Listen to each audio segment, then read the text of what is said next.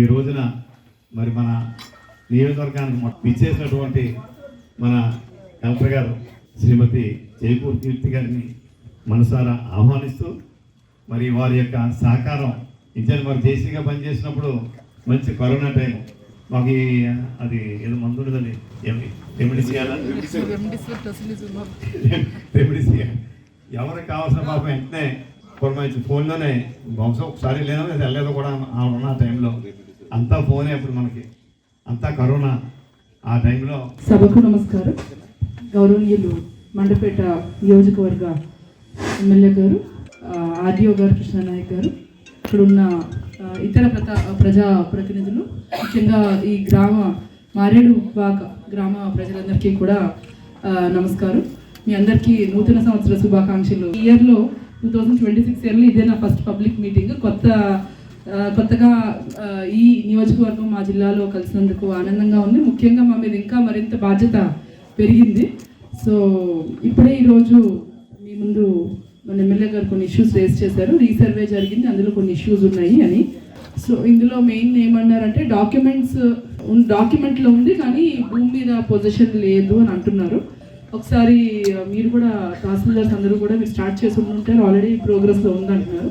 ఇది అయిపోయాక మీటింగ్ తీసుకుని సమస్యలు ఫస్ట్ అర్థం చేసుకుంటాము.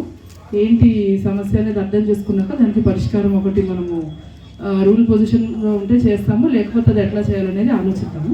ఇక్కడ ఈ కొత్త పాస్బుక్స్కి సంబంధించి మారేడుపాకలో 353 పాస్బుక్స్ మొత్తం అంటే 39లో మిస్ మ్యాచ్ ఉందని చెప్తున్నారు. మీరు ఏ 39 మిస్ మ్యాచ్ ఉన్నాయో కూడా ఈ సచివాలయంలో డిస్ప్లే చేసేయండి.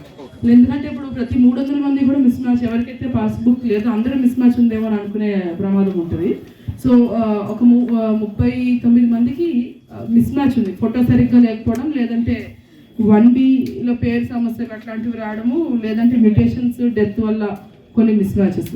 సో అలా 39 ఉన్నాయి, సుమారుగా 10% ఉన్నాయి. సో ఇవి ఎవరెవరికైతే మిస్ మ్యాచ్ ఉందో ఆ లిస్ట్ కూడా మన సచివాలయంలో డిస్ప్లే చేస్తారు. మిగతా వాళ్ళందరికీ కూడా మీకే మన బయోమెట్రిక్స్ ఇచ్చి పాస్బుక్స్ డిస్ట్రిబ్యూషన్ జరుగుతుంది. ఇదే కాకుండా ఇప్పుడు ఏవైతే రెవెన్యూ సమస్యలు చెప్పారో మన తహసీల్దార్ గారు ఆల్రెడీ ఈ గ్రామానికి సంబంధించి ఇంకొక మెర్నిపాడు గ్రామానికి సంబంధించి స్టార్ట్ చేశారు. కాబట్టి సో మీరు అది కంప్లీట్ చేయండి. వాళ్ళు ఏవైతే ఉన్నాయో అన్నీ కంప్లీట్ చేయండి. ఆల్రెడీ మీరు కోనసీమలో ఉన్నప్పుడు కూడా ఒక డెసిషన్ జేసీ గారు, కలెక్టర్ గారు చెప్పారు. కాబట్టి you complete that process, directions అన్నీ ఇచ్చినట్టు ఆ ఇష్యూస్ని క్లాసిఫై చేసి అప్పుడు యూ ప్లీజ్ మీరు కూడా డిస్కస్ చేసి దానికి చేయగలిగినంత వరకు చేసేద్దాం. ఎక్కడెక్కడ సమస్యలు ఉన్నాయో అది కూడా మనం డిస్కస్ చేసి కావాలంటే గవర్నమెంట్కి రాద్దాం. సో అది కాకుండా రీసెంట్గా మనకి రెవెన్యూ క్లినిక్ అని కూడా గవర్నమెంట్ కొత్త కాన్సెప్ట్ వచ్చింది. సో రెవెన్యూ క్లినిక్ కాన్సెప్ట్ ఏంటంటే ఒక 5-6 రకాల సమస్యలు, కొన్ని 22 డిలీషన్స్ ఉండొచ్చు, కొన్ని ఎక్స్టెంట్ కరెక్షన్స్ ఉండొచ్చు, కొన్ని వేరే మ్యూటేషన్స్, సర్వే రిలేటెడ్ ఇష్యూస్, ఇలా కొన్ని ఉంటాయి. మెయిన్గా సమస్యలు ఎక్కువ రెవెన్యూ డిపార్ట్మెంట్కి సంబంధించిన సమస్యలు ఎక్కువ ఉన్నాయి అనే ఒక ఉద్దేశంతో రెవెన్యూ క్లినిక్ అని పెట్టడం జరిగింది. ఈ రెవెన్యూ క్లినిక్లో కలెక్టరేట్లో రెవెన్యూ క్లినిక్ జరిగినప్పుడు మండల్ టీం అంతా ఉంటారు, డివిజనల్ టీం కూడా ఉంటారు.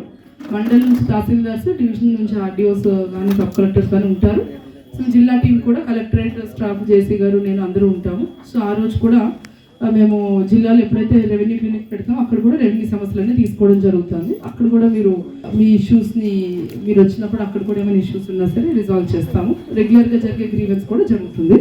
సో ఈరోజు ఈ పట్టాదారు పాస్బుక్స్ ఇవన్నీ కూడా తీసుకొని మిగతావన్నీ కూడా అన్ని తహసీల్దార్ గారు అన్ని చోట్ల కూడా ఈ మిస్ మ్యాచ్ గురించి ప్రజలు ఎక్కువ తిరగకుండా ఇబ్బంది లేకుండా ఇవ్వండి. తర్వాత మీ ఇప్పుడు ఎమ్మెల్యే గారు అన్నట్టు రెవెన్యూ సమస్యలు ఉన్నాయి కదా, అన్నీ ఒకేసారి చేయడం వల్ల మీకు క్వాలిటీ రాదంటారు. సో ఇప్పుడు ఆల్రెడీ మనకి ఈ అంటే మారేడుపాకకు సంబంధించి కూడా ఒక క్లారిటీ తహసీల్దార్ గారి వరకు ఇనీషియల్ ఎంక్వైరీ అంతా చేశారు. కాబట్టి దీని మీద మనం ఒక లాజికల్ కంక్లూజన్ తెచ్చి తర్వాత వేరే గ్రామాలు కూడా మనం చేపడతాము. దాని ప్రకారంగా ఒక షెడ్యూల్ ఇచ్చి మేము ముందుకు వెళ్తాము.